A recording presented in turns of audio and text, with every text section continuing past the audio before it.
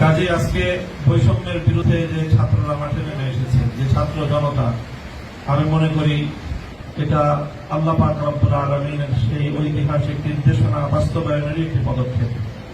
যখন আমাদের জাতি দীর্ঘ বৈষম্যের জাতাকলে পিষ্ট হয়ে প্রতিটি ঘরে ঘরে বোবা কান্নায় গোটা দেশ একেবারে একটা কঠিন গঙ্গানির শব্দ প্রতিটি ঘর থেকে আসছিল, সেই সময়ে যখন কেউ কথা বলার সাহস পাচ্ছিল না, সেই সময়ে চিরতরুণ ছাত্র জনতা তারা জেগে উঠেছে বৈষম্যের বিরুদ্ধে। তাদের এই জাগরণ আজকে গোটা বাংলাদেশের প্রতিটি মানুষের হৃদয়কে আন্দোলিত করেছে।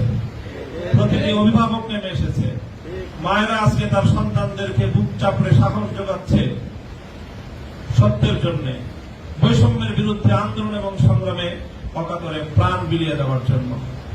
এই সময়ে শহীদি কাফেলা হেফাজতে ইসলাম বাংলাদেশ আজকে ঐতিহাসিক দায়িত্ব পালন করার জন্য আজকে মাঠে নামতে বাধ্য হয়েছে।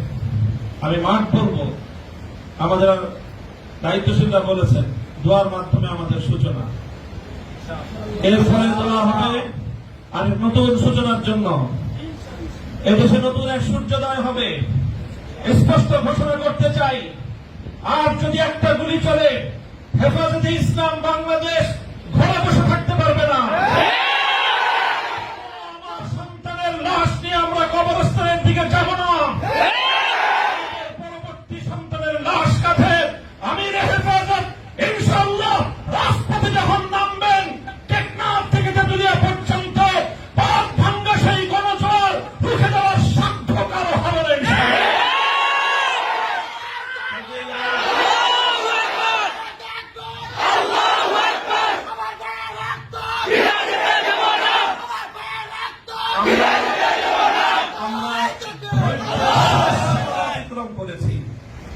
পরিস্থিতি এভাবেই যদি চলতে থাকে, আর যদি আমাদের দেশের জনগণের নিরাপত্তার দায়িত্বে নিয়োজিত আইন শৃঙ্খলা রক্ষাকারী বাহিনী বুলেট যদি আর বন্দুকের নল থেকে আরেকটি বুলেট ছুড়ে, তাহলে বাংলাদেশের পরবর্তী গণ অভ্যুত্থান অবশ্যম্ভাবী হবে।